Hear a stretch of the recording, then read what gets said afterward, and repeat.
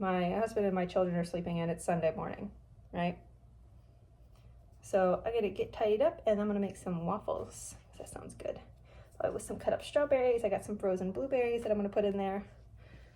My husband cut my hair and it's very short now.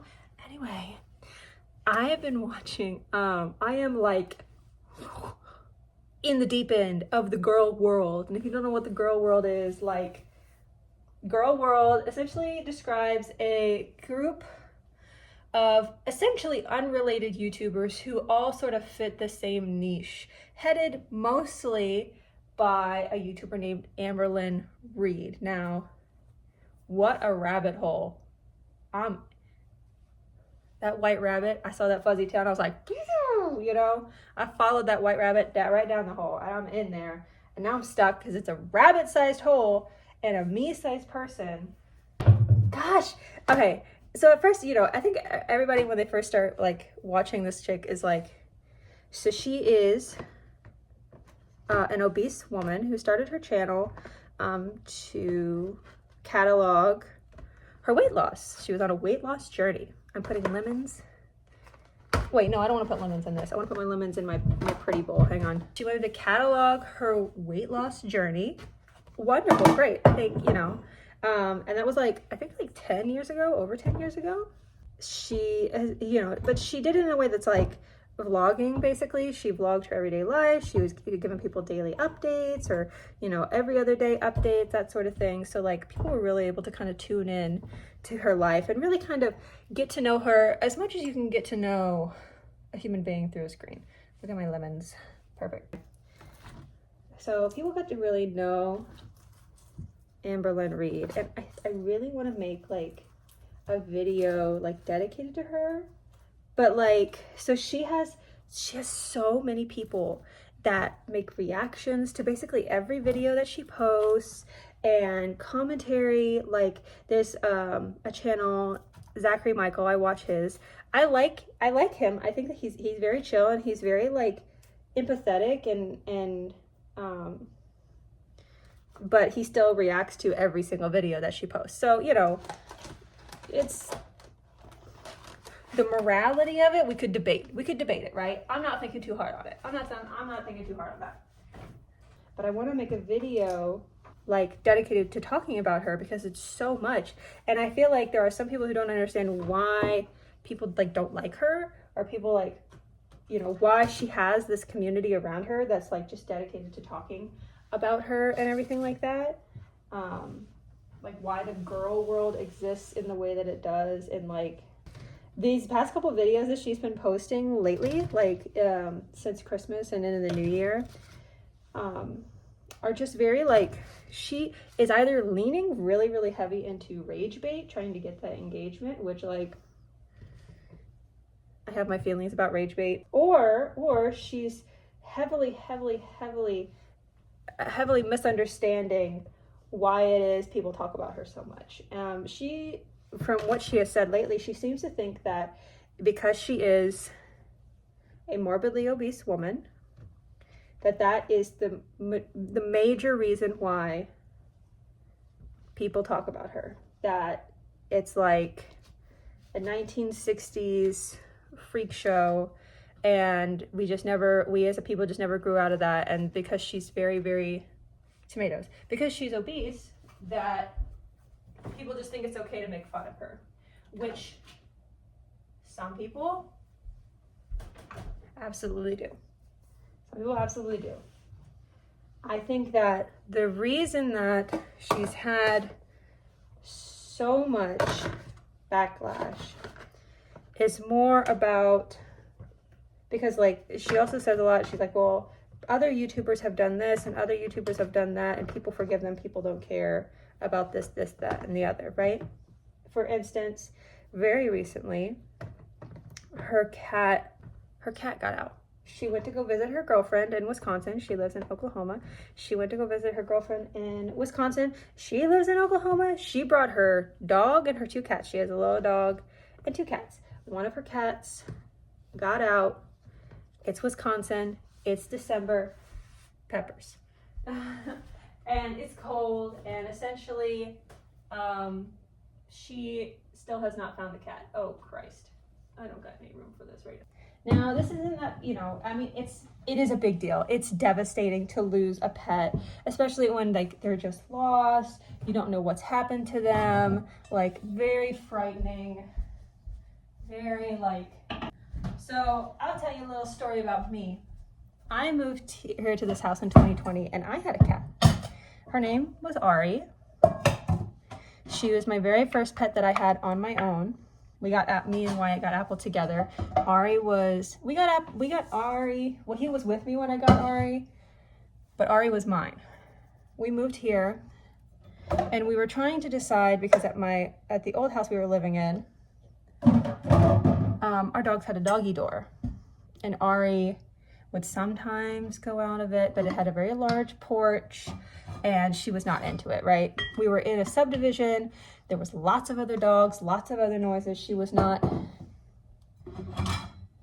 But when we moved here, we were trying to decide. Long story short, a doggy door got installed. Then we installed a little, like, chicken wire fence around a little square in our backyard.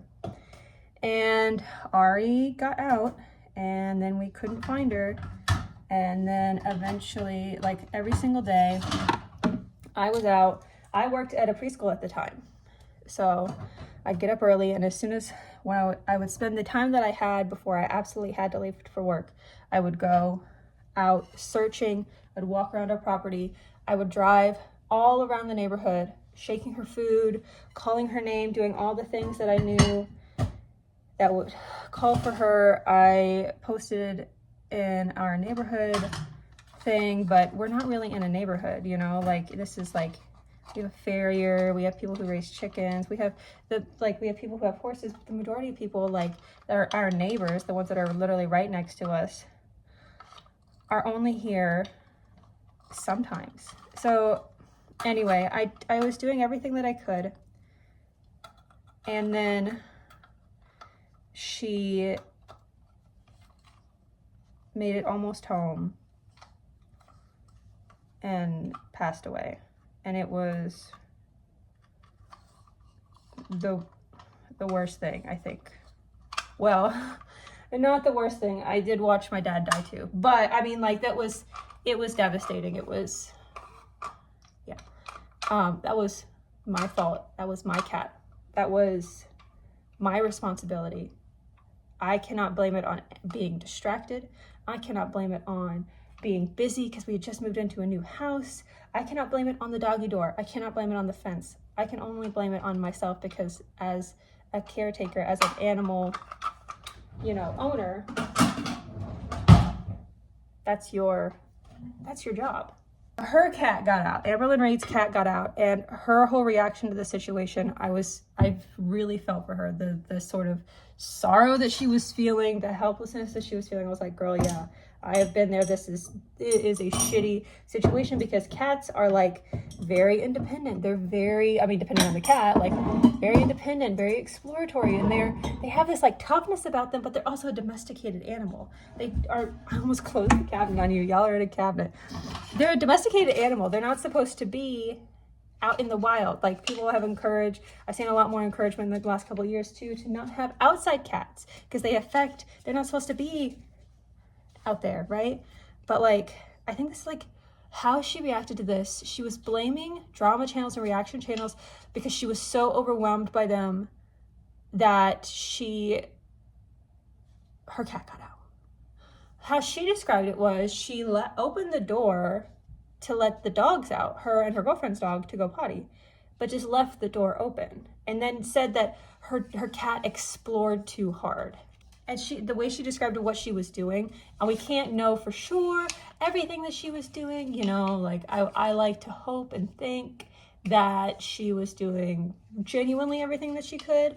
But the way that she described it, she was just checking the cameras around the house the majority of the time, instead of actively looking for the cat. Instead of chasing after the cat as the cat got out, because apparently she saw it. My cat got out in the middle of the night. As, like, somebody left the doggy door open. She got out. No, we just couldn't find her.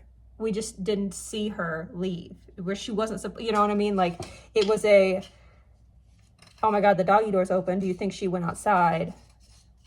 Nonsense, right? It's still like horrific. It's still my fault. It's still, anyway.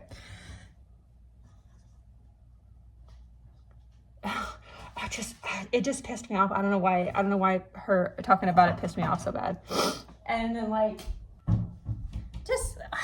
she's just her. I think the core of her issue is that she has I think the core of the strife that she deals with on YouTube and possibly some in her personal life is that she cannot separate who she is from the size that she is. Whereas, you know, I think there's sometimes of clarity of like, oh, I'm not, you know, I might be obese, but that's not part of my identity, right? Whereas when people start to criticize her, it becomes, well, if you're criticizing me, it's because of this, right? It's because of this, because that's the largest part of her identity. I gotta shut up. I think I'm definitely gonna make a video about that, just kind of talking about a generalized, like the things that she's been accused of and controversy and things like that. I don't really care about the rest of the girl world. There's other YouTubers that are involved in the girl world, like there's this one, Chantal, Foodie Beauty. There's a couple others. Oh, there's Nikocado Avocado, if you know who that is. He's also involved. Jesus Christ, look how big this Windex is. I said I needed Windex. He got me a gallon? A gallon, okay. Nikocado Avocado is also included in the girl world. I, for the longest time, I can't watch his stuff, but his whole like switch up, one step ahead, crazy stuff. Okay, I'm gonna make some